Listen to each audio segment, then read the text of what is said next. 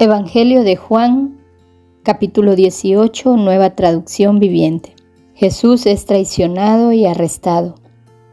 Después de decir esas cosas, Jesús cruzó el valle de Cedrón con sus discípulos y entró en un huerto de olivos. Judas, el traidor, conocía ese lugar porque Jesús solía reunirse allí con sus discípulos. Los principales sacerdotes y los fariseos le habían dado a Judas un grupo de soldados romanos y guardias del templo para que lo acompañaran. Llegaron al huerto de los olivos con antorchas encendidas, linternas y armas. Jesús ya sabía todo lo que iba a suceder, así que salió al encuentro de ellos.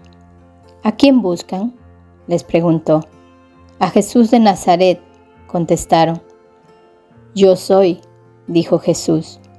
Judas, el que lo traicionó, estaba con ellos. Cuando Jesús dijo yo soy, todos retrocedieron y cayeron al suelo. Una vez más les preguntó, ¿a quién buscan? Y nuevamente ellos contestaron, a Jesús de Nazaret. Ya les dije que yo soy, dijo Jesús. Ya que soy la persona a quien buscan, dejen que los demás se vayan. Lo hizo para que se cumplieran sus propias palabras. No perdí ni a uno solo de los que me diste. Entonces Simón Pedro sacó una espada y le cortó la oreja derecha a Malco, un esclavo del sumo sacerdote.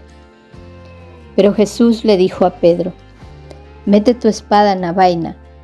¿Acaso no voy a beber de la copa de sufrimiento que me ha dado el Padre? Así que los soldados, el oficial que los comandaba y los guardias del templo arrestaron a Jesús y lo ataron. Primero lo llevaron ante Anás, ya que era el suegro de Caifás, quien era sumo sacerdote en ese momento. Caifás era el que les había dicho a los otros líderes judíos, es mejor que muera un solo hombre por el pueblo. Simón Pedro y otro discípulo siguieron a Jesús. Ese otro discípulo conocía al sumo sacerdote, así que le permitieron entrar con Jesús al patio del sumo sacerdote. Pedro tuvo que quedarse afuera junto a la puerta. Entonces el discípulo que conocía al sumo sacerdote habló con la mujer que cuidaba la puerta y ella dejó entrar a Pedro. La mujer le preguntó a Pedro, ¿no eres tú también uno de los discípulos de ese hombre? No, le contestó Pedro, no lo soy. Como hacía frío, los sirvientes de la casa y los guardias habían hecho una fogata con carbón.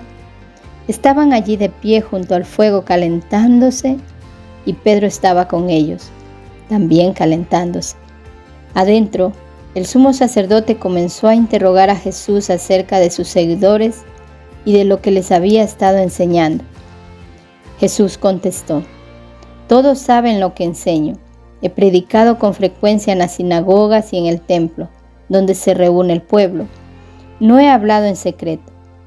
¿Por qué me haces a mí esa pregunta? Pregúntale a los que me oyeron, ellos saben lo que dije. Entonces uno de los guardias del templo que estaba cerca le dio una bofetada a Jesús. ¿Es esa la forma de responder al sumo sacerdote?, preguntó.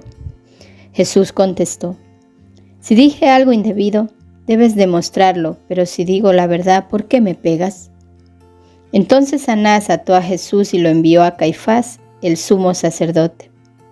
Mientras tanto, como Simón Pedro seguía de pie junto a la fogata calentándose, volvieron a preguntarle, ¿no eres tú también uno de sus discípulos?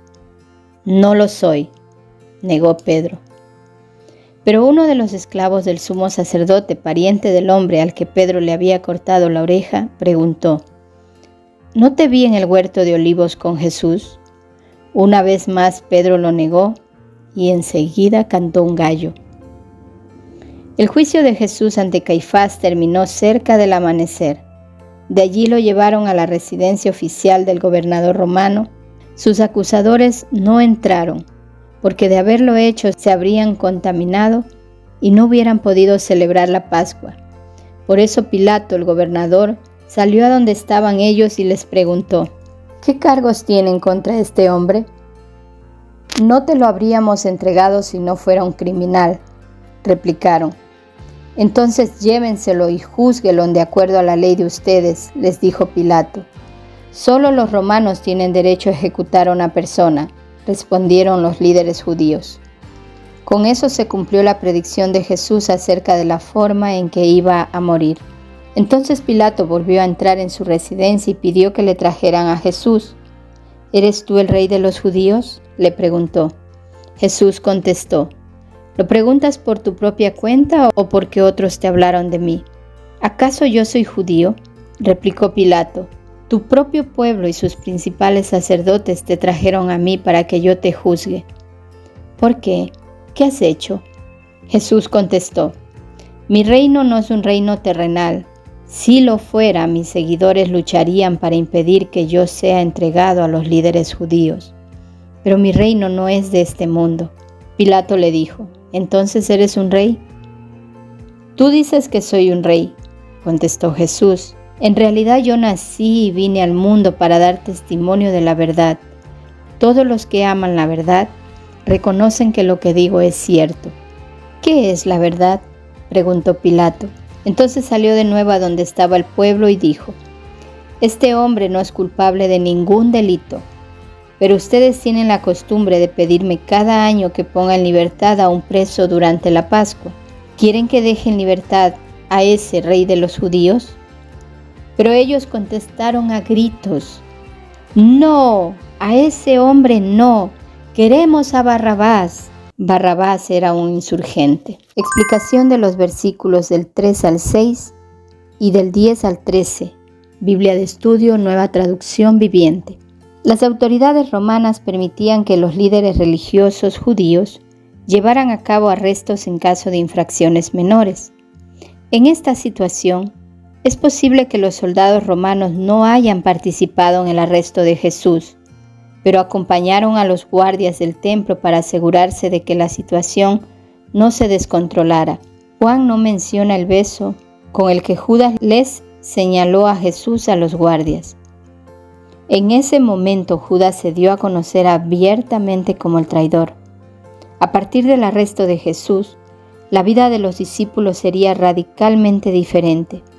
Primero abandonarían a su maestro y experimentarían un tiempo difícil de prueba antes de ser transformados de seguidores miedosos a líderes dinámicos.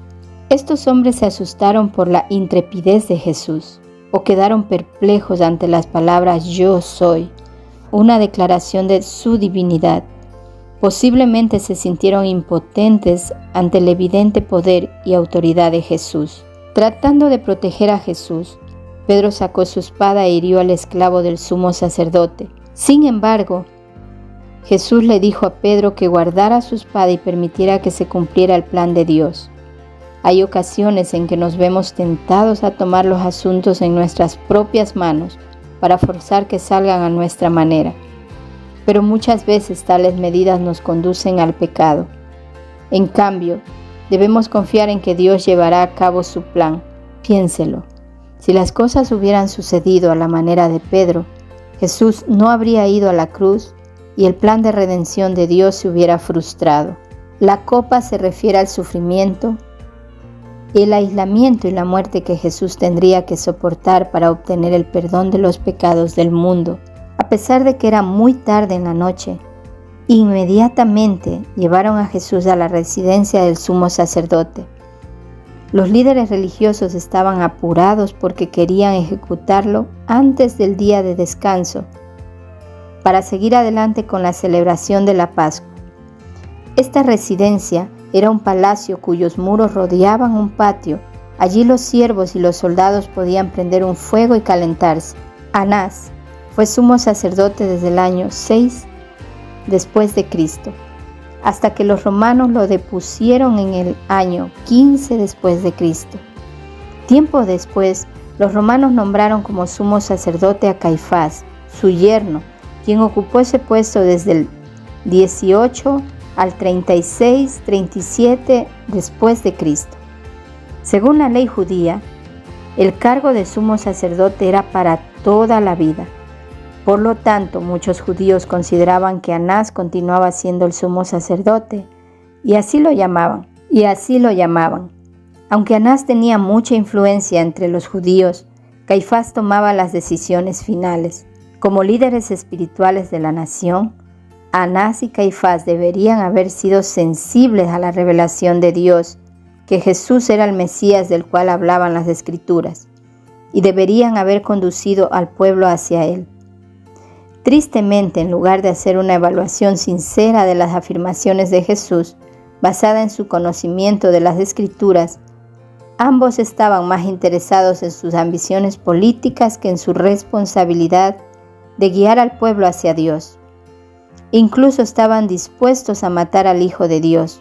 Si era eso lo necesario para lograr sus ambiciones, se habían vuelto malvados y querían eliminar toda oposición.